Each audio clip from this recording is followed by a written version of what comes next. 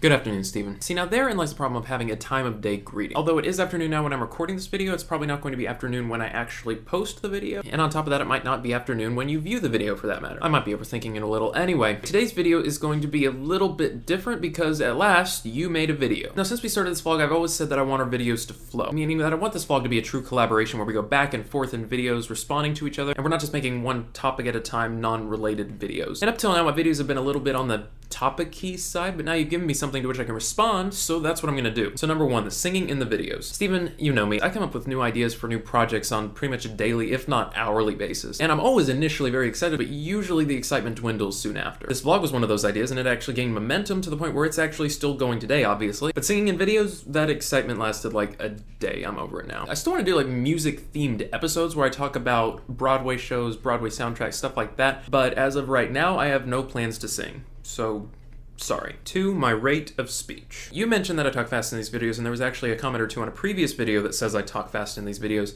so I'm just going to address it here. I will say that I do speak slightly faster on here than I do in real life, but there's a reason for that. In addition to you, Stephen, speaking more slowly than me, you also speak less than me. I'm a talker. I talk all the time, so in order for me to fit what I have to say into these videos without them going insanely long, I have to speak quickly. It's logical. 3, the background music. See, now I was originally very opposed to this, but if you, Stephen, write us a very good, theme song track, I might actually consider putting it in the videos. You know that I'm currently making a short little introductory clip that's going to go at the front of our videos, and I tasked you a while ago to make a 1 or 2 note theme song to go with this. And so when you come up with this music, possibly we might be able to expand it into background music and then use it in our videos. To give you an example so you have an idea of what I'm talking about, go to Tyler Oakley's channel on YouTube. He's a very popular YouTuber. In the background of his videos, he uses this little ukulele track that basically serves as his theme music. So in the same way that his music fits his vibe, I'm hoping that our music will fit our vibe, whatever that vibe may be. 4, and this is the last point, your garden. You mentioned you were planting a garden, but you didn't say what you're putting in it. I mean, if it's flowers you're planting, that's cool, but if it's like vegetables and fruits and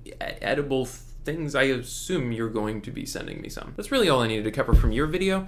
So for the rest of the day, I'm going to be telling you a story. So this past weekend, Trish and I were planning to go to Williamsburg, Virginia, where we were going to go to Busch Gardens. You know this, Stephen, because we invited you and you said no. Anyway, this is Sunday. Park opens at 10. We live about 3 hours away, so we left at 7:15, and we get there at 10:10 or so. We got our tickets for this trip on Groupon. Originally, tickets are $75 a piece, but on Groupon, they were selling them for $40 a piece, so significant discount. So the night before we went, we printed out the Groupon. We know you can bring it up on your phone, but we like to have it printed as well, just to have a backup since we're driving 3 hours for this. And when we printed it out, I noticed that there wasn't a barcode where it usually prints a barcode on the Groupon. I checked on the app on the phone, and there wasn't a barcode on there either, which is weird. I don't know if you've used Groupon before, Stephen, but a barcode usually accompanies every Groupon that you buy. Then you take the Groupon to the business, whether it's on paper or through the app, and the company scans the barcode. So no barcode, but there is still a unique Groupon number on the printed copies, and on the app there was still the option for the business to hit mark as redeemed, so we figured we'd be okay. So we get to the park and we get in line for the main entrance. Not too bad of a line at this point. There was maybe 5 people in front of us. And the employee standing at the front of this line helping check people in is an older lady, maybe around 60. She's scanning the people's barcodes, letting them go through one by one, and so we get up there and present her the paper. She looks at the paper and she says, "Where's the barcode?" And I say, "There is no barcode, it didn't print." And she said, "No, we have to have a barcode." And I said, "Okay, well that's fine. We also have the app on here, so you can just hit mark as redeemed." And she says, "Nope, I need a barcode." You know how you can tell by the way people talk about how technologically savvy they are? Well, she's looking at the phone and she's saying, "Just hit the button. Make the barcode appear. Just hit the button." And I tried to explain to her, I'm very polite. I said, "Lady, there is no barcode with this. For some reason, this Groupon does not have a barcode." She said, "Nope, no barcode. You're not getting in. You need to call Groupon." Fine. So we get out of line and we go to the customer service booth. We show the girl at the booth our Groupons and how it doesn't have a barcode. And she says basically the same thing. She says, "I don't know. You need a barcode. You need to call Groupon." And she kind of glances over her shoulder to verify with her supervisor that this is the right information. And her supervisor is standing behind her. Is this maybe 30-something-year-old woman named Michelle who is dressed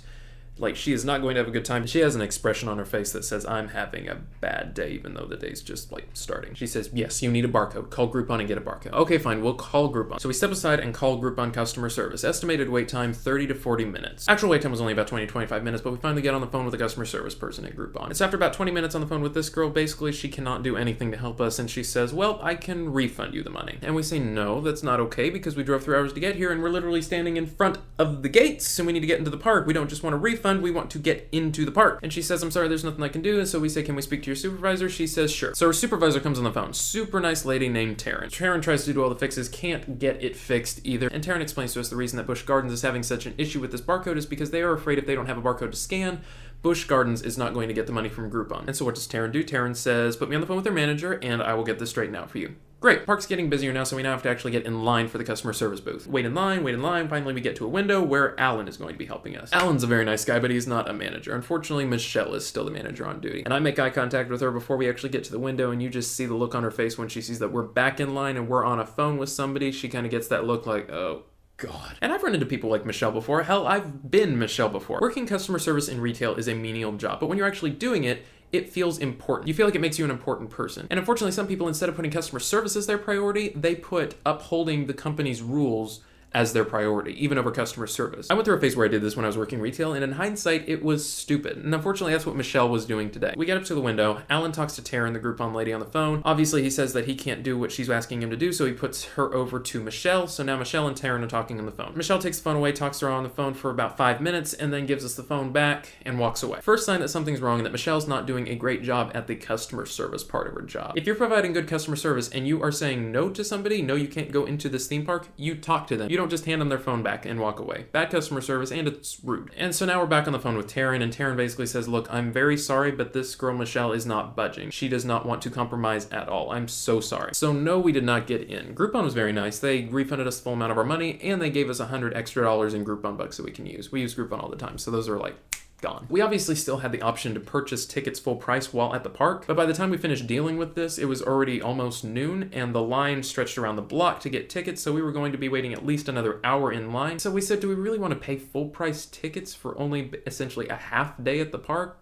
Not really. We didn't think it was worth it. So we just kind of made a day of seeing the local sites. We drove over to Jamestown, we drove down the coast, and just kind of had a little road trip of it. It wasn't bad. It's just super frustrating to be in a situation where you can't reach a compromise when clearly a compromise can be reached. I mean, this was nobody's fault. It was a computer glitch at Groupon that did not assign our Groupon a barcode. It wasn't the park's fault, it wasn't our fault, it wasn't Groupon's fault for not being able to fix it, it was just a computer glitch. I guess I just don't understand in the end how Michelle could do what she did. Trish and I are standing at quite literally the entrance of the park with bad Groupon passes. So what do? We get Groupon on the phone. Groupon talks to Michelle and says, these are good Groupon passes, you will get your money, don't worry about that, just let these people into the park. And then for Michelle to just simply say, no. She's following policy, I understand, but I refuse to believe that there wasn't something that could have been done to get us into the park. That's what's frustrating. I know there was something that somebody was not doing. So that's how my weekend went. How was your weekend? Steven, now that you've made a video, I hope you keep it up. And hopefully that is just the first of many videos to come, and I will see you soon.